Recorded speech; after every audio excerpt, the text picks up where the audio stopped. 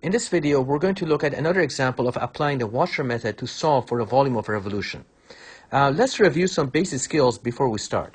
How do we sketch a hyperbola x squared minus y squared is equal to 1? Let's choose y equals 0. If we choose y equals 0 and plug it in, we're going to get x squared is equal to 1. Square root both sides, and we get root of x squared is equal to root of 1, which is 1. Root of x squared is the absolute value of x, is equal to 1. So we get x equals 1 and x equals negative 1. And of course, y equals 0 because we chose y equals 0. So now we get the vertex. And that's the most important thing. Once you have the vertex, it's very easy to draw the hyperbola because you have the vertex, and then the vertex is lying on the x-axis. So just a bit of high school review of drawing hyperbolas. So the question here is to set up, but don't evaluate, a definite integral for the volume of the solid obtained by rotating the region bounded by the hyperbola x squared minus y squared equals 1, x equals 3, rotated about the line x equals minus 2. The first step, as always, is to find the points of intersection. So we have x squared minus y squared is equal to 1. And we also have x equals 3. So let's plug x equals 3 and solve for y. What do we get? We get 3 squared, that's 9, minus y squared. 9 minus y squared is equal to 1. Minus y squared is 1 minus 9 is minus 8. We get y squared is equal to 8 dividing by negative 1. Square root both sides, we get root of y squared is equal to root of 8.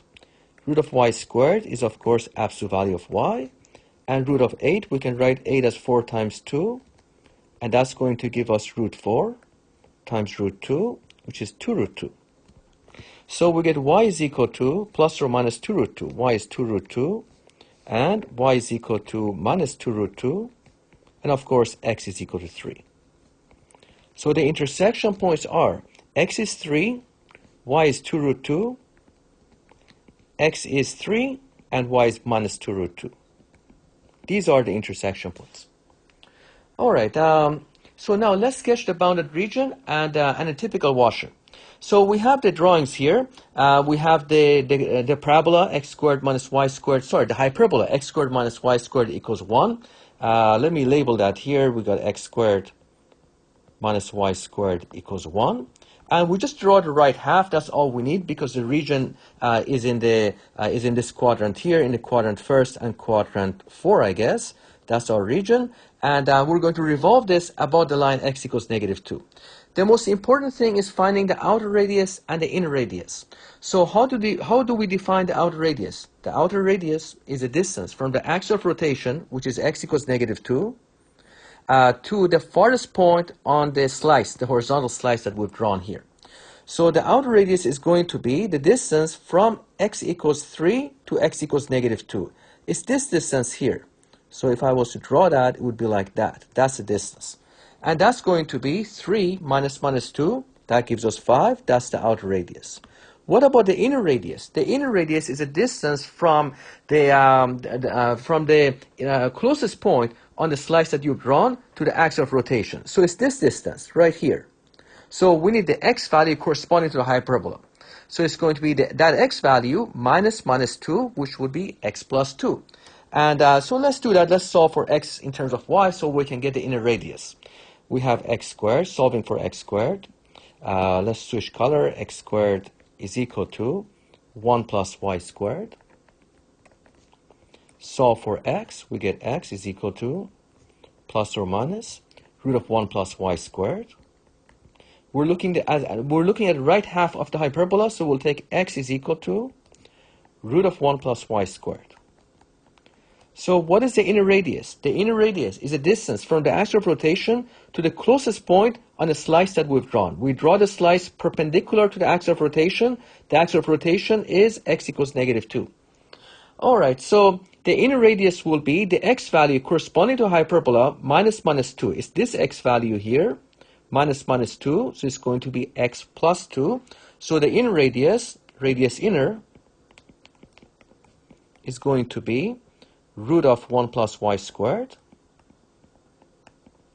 plus 2. And we already determined the outer radius to be 3 minus 2, so the outer radius is just going to be 3 minus 2. They add up, and we get 5. Once you define the inner and outer radius, it's pretty easy to solve for the volume of the solid. All right, let's review all of the things that we talked about. So we have radius outer. Radius outer is equal to 3 minus 2. That's 3 plus 2, that's 5. We have radius inner. Radius inner is the x value corresponding to hyperbola, which is root of 1 plus y squared, minus 2. Simplifying this, we get root of 1 plus y squared, plus 2. So a cross-sectional slice, A of y, this is equal to pi times radius outer squared minus radius inner squared. So cross-sectional size A of y is equal to pi times outer radius, which is 5 squared, inner radius, which is root of 1 plus y squared, minus 2, that's plus 2, all squared. And now, what about the volume of a washer? A typical washer, so that's going to be dV is equal to pi times outer radius squared minus inner radius squared, root of 1 plus y squared, plus 2, all squared, times dy. So the volume is the integral of the cross-sectional slice A of y dy integrated from minus 2 root 2 to 2 root 2. These are, of course, y values. Y equals minus 2 root 2, y equals 2 root 2. Equivalently, the volume is the integral from minus 2 root 2 to 2 root 2 as the upper limit, differential volume. We add up all the washers, and we get the entire volume. All right, so now we want to set up the definite integral for the volume, the differential volume. We already defined that. That's going to be pi times radius outer squared minus radius inner squared, root of 1 plus y squared, plus 2 squared. And the volume is integral from minus 2 root 2 to 2 root 2 pi times 5 squared, outer radius squared, minus inner radius squared, root of 1 plus y squared, plus 2, all squared, dy. Now in this question, we only had to set up the definite integral. We didn't have to solve it. However, that is not to say that we couldn't solve it. We could solve this if we wanted to. The only hard part of this integrand after it gets simplified is the integral from minus 2 root 2 to 2 root 2 root of 1 plus y squared dy. That's the only part that's difficult. The other parts are either just numbers and polynomials, which we can just use the reverse of the power rule. So how do we integrate something like this? Just to give you an idea, if you were to do it, it might be a good exercise to do for homework. Well, we apply trig transformation, trig substitution, which we have done in some earlier modules. Trig substitution, we have a squared plus y squared, constant squared plus variable squared. So we let y be equal to a tan theta. In this case, a is just 1. So we have 1 squared plus y squared. Y is equal to 1 times tan theta. Y is tan theta. We differentiate both sides. We get dy is equal to secant squared theta, d theta. And trig identity, 1 plus, we apply this as well, 1 plus tan squared theta is equal to secant squared theta. You may recall when we did the trig substitution, we draw a triangle.